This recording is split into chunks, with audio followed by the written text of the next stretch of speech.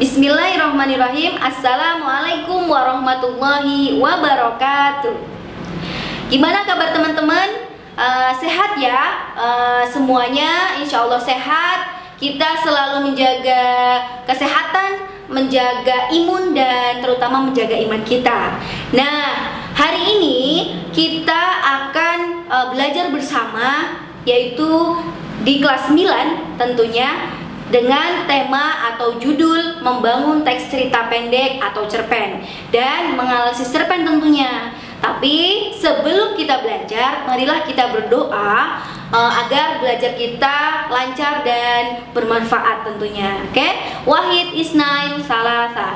A'udzu billahi minasyaitonir rajim. Bismillahirrahmanirrahim. Raditu billahi rabba wa bil islami dina wa bi Muhammadin sallallahu alaihi wasallam nabiyyan wa rasulah. Alhamdulillah kita sudah berdoa, semoga belajar kita bermanfaat dan tentunya akan menjadi bekal kalian ke depannya. Oke ya? Oke, Miss akan mulai saja. Tadi kita akan membangun sebuah teks cerita pendek. Nah, tentunya kita bertanya-tanya nih, cerpen itu apa sih, Miss? Gitu nah, cerpen sebenarnya sudah kita bahas atau kalian sudah mendapatkan ilmunya itu di kelas 7. Nah, sekarang kenapa Miss mengulang lagi atau ada materinya lagi? Miss kan sudah pernah. Tapi di sini garis bawahnya adalah membangun. Artinya kalian harus bisa menulisnya atau membuatnya, gitu ya. Nah, sekarang Miss akan mengingatkan bahwa cerpen itu apa sih? Nah, cerpen itu adalah suatu bentuk prosa naratif ya, yang berisi tentang cerita yang lebih padat dan langsung pada tujuannya gitu. Nah, kemudian ada ciri-ciri teks cerpen nih. Ada ciri-ciri teks cerpen. Yang pertama, itu bentuknya padat. Sudah Miss katakan ya tadi, padat, singkat, dan lebih pendek dari novel tentunya. Karena kalau istilahnya itu cerpen itu adiknya, novel itu kakaknya. Jadi lebih besar atau lebih panjang gitu. Nah, yang kedua itu menceritakan kehidupan sehari-hari. Nah, kemudian ada nomor 3 nih, penokohan sederhana, singkat, serta tidak mendalam. Oke, kemudian yang keempat yaitu menceritakan suatu kejadian, nah atau masalahnya ya. Kemudian di masalah itu tentunya yang kelima nih, menggunakan kata yang ekonomis dan mudah dimengerti. Dan yang terakhir itu meninggalkan kesan atau pesan, atau kalau jadi pembaca itu berefek dari perasaan gitu ya. Oke, selanjutnya Miss kalau sudah tahu cirinya, pengertiannya, kalau membangun teks itu kan harus ada material-materialnya tuh, sama aja dengan kita membangun rumah, harus ada materialnya.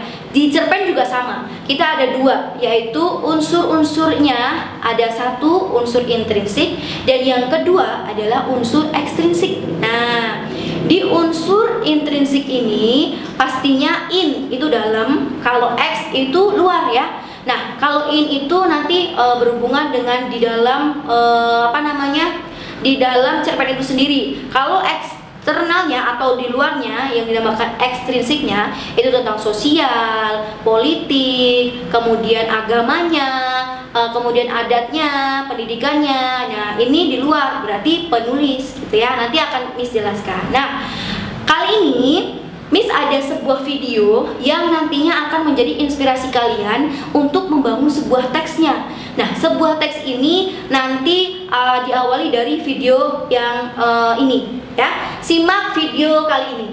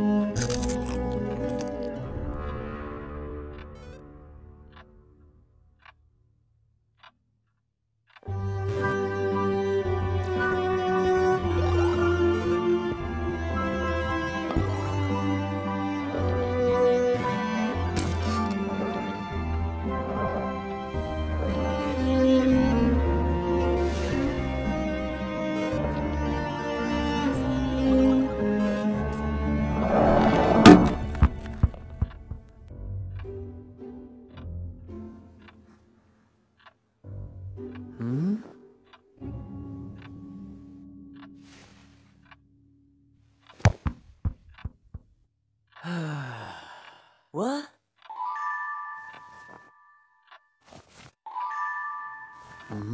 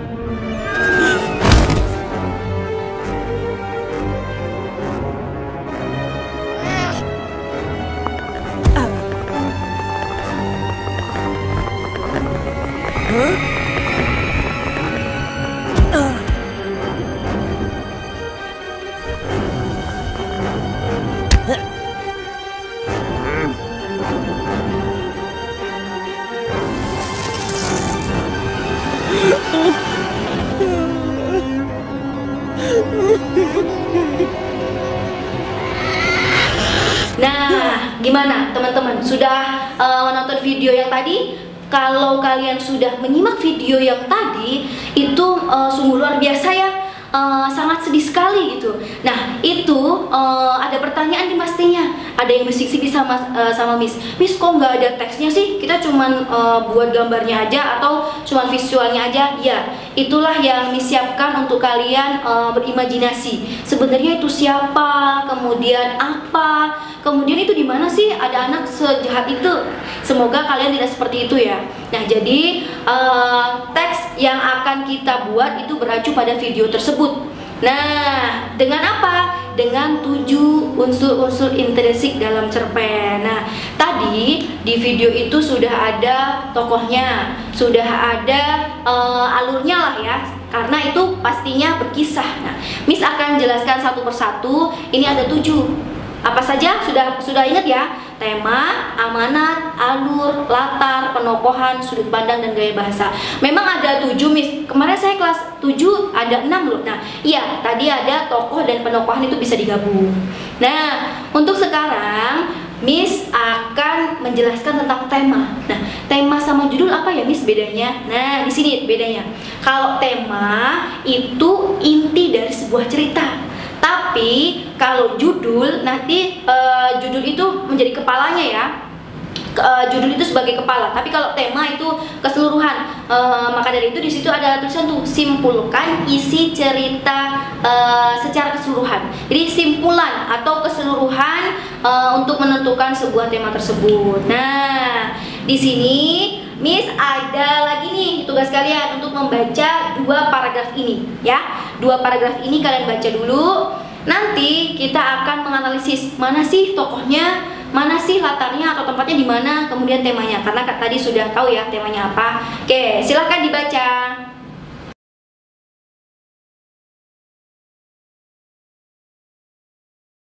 Oke, nah sudah dibaca ya. Insya Allah sudah lancar untuk membacakan, sudah kelas 9. Nah, kita di tokoh ini ada yang beda gitu. Nah, tokohnya Mang Sayur loh. Nah, di sini ada yang namanya Mang Sayur berperan atau intrinsiknya itu sebagai tokoh, unsurnya sebagai tokoh. Nah, kemudian yang di asrama atau di Bandung itu latar. Nah, Miss temanya yang mana? Kan tadi temanya adalah keseluruhan ya. Nah, jadi di sini Miss sudah menggarisbawahi ini. Ada yang merah-merah, Nah, itu adalah sebuah temanya. Jadi Mang Sayur itu orangnya selalu tersenyum, tidak pernah marah, dan satu yang akan dikatakannya itu adalah orang yang baik. Nah, itu adalah temanya. Itu adalah secara tersurat karena ada di dalam teksnya gitu. Selanjutnya kita akan membahas unsur intrinsik yang nomor 2. Nah, ini yang ada yang bisik-bisik tadi tanya, Miss, tokoh sama penokohan kan biasanya digabung ya, sama. Itu kenapa Miss tadi memang menyebutkan 7 bahwa tokoh dan penokohan itu ada satu kesatuan. Tokoh itu kan orangnya, kalau penokohan itu wataknya. Nah, jadi ada 2. Tokoh secara langsung, tokoh penokohan secara langsung, dan tokoh atau penokohan tidak langsung. Nah, di sini sudah disiapkan tokoh nih, tokoh yang kan tokoh ada penokohan. Kalau tokoh itu ada yang baik, ada yang buruk pastinya. Sudah ini ya, sudah ingat ya kelas 7 kemarin hanya ada baik dan jahat. Ternyata di kelas 9 dikembangkan. Nah, ada yang baik, ada yang jahat, kemudian ada yang dia adalah netral. Netral itu yang gimana, Miss? Netral itu yang tidak baik dan yang tidak buruk gitu ya. Jadi istilahnya tidak memihak kanan dan tidak memihak kiri, seperti itu ya. Nah, di sini Miss sudah ada contohnya nih. Kalau di latar, ini latar dulu ya, kita latar dulu. Nah, latar itu ada latar tempat, latar waktu, dan ada latar suasana. Nah, di latar waktu ketiga-tiganya itu kita akan membahasnya. Oke? Membahasnya tentang apa, Miss? Nah, kita akan membahasnya dulu secara ada teksnya nih ya. Ada teksnya. Ini latarnya secara langsung. Kalau secara langsung itu berarti tersurat atau ditulis secara jelas di cerpen itu sendiri, yaitu latar secara langsung di ruang kelas pagi itu. Nah, itu kutipan sebuah cerpen ya. Jadi benar-benar ada contohnya itu di ruang kelas pagi itu. Berarti ruang kelas itu adalah latar tempat, pagi itu adalah suasana. Oke. Nah, kemudian latar secara tidak langsung. Nah, kalau secara tidak langsung ini latarnya sudah Miss garis bawahi ya, itu yang merah-merah. Kapal-kapal yang berlabuh itu sama tampak perahu-perahu kayu. Kemudian yang ketiga adalah menurunkan layar-layarnya. Itu sebenarnya apa sih, Miss? Kok kapal-kapal yang berlabuh? Itu karena latar tempatnya ada di sebuah kapal. Kemudian tampak perahu-perahu kayu, berarti di situ ada kapal yang memuat kayu-kayu. Dan itu sudah menunjukkan bahwa itu di kapal, seperti itu ya. Oke. Nah, selanjutnya ternyata jenisnya itu ada yang namanya alur. Nah, jadi tadi yang ada di video itu kan alurnya kira-kira maju, mundur, atau campuran. Nah, ini sudah Miss bentuk bagan bahwa jenisnya itu ada 3. Maju, mundur, dan campuran. Oke. Nah, kemudian di kira-kira di video tadi itu apa ya? Nah, nanti itu menjadi PR kalian untuk merangkai cerpennya. Nah, tahapannya tadi pasti ada pendahuluan. Tadi kalau di video itu ada ibu yang membuka pintu, itu ada pendahuluannya. Nah, kemudian penanjakan laku. Nah, anaknya sudah masuk, kemudian ibunya menyambut, itu sudah menyatakan bahwa ibu dan anaknya saling berinteraksi atau enggak. Nah, kalian sudah bisa lihat sendiri. Kemudian ada klimaks. Nah, inilah yang ada klimaksnya, ada 3. Klimaks yang satu tentang lahirnya atau fisiknya, kemudian tentang batinnya, kemudian yang ketiga adalah ide atau pemikirannya. Nah, di klimaks ini yang harus kalian kuasai, atau klimaks yang masalahnya kayak yang tadi di video itu benar-benar banyak sekali. Nah, dari lahirnya, lahir itu yang gimana, Miss? Dia tidak mau tatap muka dengan ibunya. Kemudian batinnya, batin seorang ibu itu sakit ketika anaknya tidak memperdulikannya gitu. Nah, ide pemikirannya seperti apa? Nah, ide pemikirannya bahwa anak itu sedang tidak sehat jiwanya gitu ya, karena ada bayangan-bayangan yang sudah kalian tonton tadi.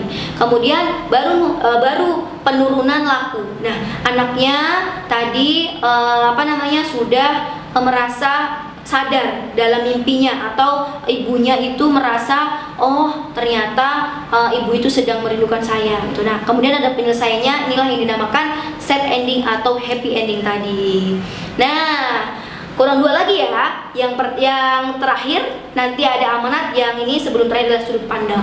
Nah sudut pandang ini ada 3 teman-teman. Sudut pandang itu ada yang orang pertama pelaku utama, ada yang orang pertama pelaku sampingan, dan orang ketiga serba tahu. Bingung nggak kira-kira? Nah ini sudah ada simpelnya nih. Simpelnya begini nih, sudut pandang adalah sudut pandang orang pertama. Artinya ketika penulis itu menulis, itu yang dipakai adalah kata aku. Nah, aku nih. Nah, kedua, sudut pandang orang kedua, penulisnya menggunakan kata kamu atau engkau. Nah, yang terakhir itu sudut pandang orang ketiga, yaitu menggunakan kata dia dan namanya. Misal si fulan atau si entong begitu nah ya. Jadi ada yang nama yang disebutkan. Nah, yang terakhir adalah amanat atau pesan yang disampaikan dalam cerpen tersebut gitu. Nah jadi amanat itu apa sih Miss? Nah amanat itu adalah pesan yang ingin disampaikan. Nah disampaikan siapa? Ya penulis kepada pembacanya terutama. Nah jadi seorang penulis atau kita yang menulis itu harus menyampaikan sesuatu tapi lewat tulisan. Nah akhirnya dibaca oleh seseorang gitu. Nah kemudian amanat itu bisa disampaikan secara tersirat maupun tersurat. Nah kalau tersirat dan tersurat ini sudah tahu ya, ini sudah kasih di KBB itu ada tuh di KBB tersirat apa, tersurat apa. Kalau tersurat pasti ada di teksnya, kalau tersirat itu tidak ada, melainkan kita yang harus menyimpulkan sendiri. Nah kemudian amanat itu dalam cerpen itu merupakan kata lain dari koda. Nah koda sudah pernah tahu koda? Nah koda itu berada pada akhir tulisannya itu. Jadi kalian kalau di karya sastra yang panjang itu pasti ada koda. Nah tadi kan ada unsur nih, ada 2, intrinsik dan ekstrinsik. Nah kalau intrinsik tadi di dalamnya, dalam cerpennya, yang kedua ini adalah ekstrinsiknya. Nah kalau ekstrinsik bisa dibaca di situ ada unsur pembangun karya sastra tapi dari luar nak. Nah meliputi apa? Segala hal yang berada di sekitar penulis yang mempengaruhi isi cerita. Artinya yang penulis ini dia latar belakangnya apa? Misal, Miss kasih contoh, latar budaya pengarangnya. Misal budaya Miss adalah budaya Jawa. Nah, kemudian latar pendidikan Miss di Islam terpadu misalkan. Nah, kemudian adatnya apa? Nah, jadi itu nanti akan terurai di tulisannya gitu ya. Nah, kesimpulannya adalah Miss sudah menyiapkan nih potongan surat. Nah ini adalah tafsirnya. Semoga kita muhasabah ya. Oh ternyata membangun teks cerita itu ada loh di Al-Quran gitu. Setiap kita baca itu hari Jumat, nah yaitu Al-Kahfi, betul.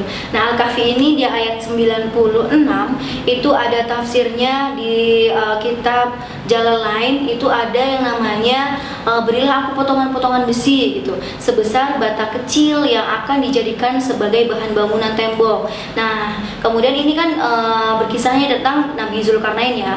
Kemudian Nabi Zulkarnain itu membangun tembok penghalang dari musuh-musuhnya pastinya, dan dia memakai kayu dan batu bara yang dimasukkan di tengah-tengah tembok besi itu. Nah itu masih banyak sekali nak kisah-kisahnya.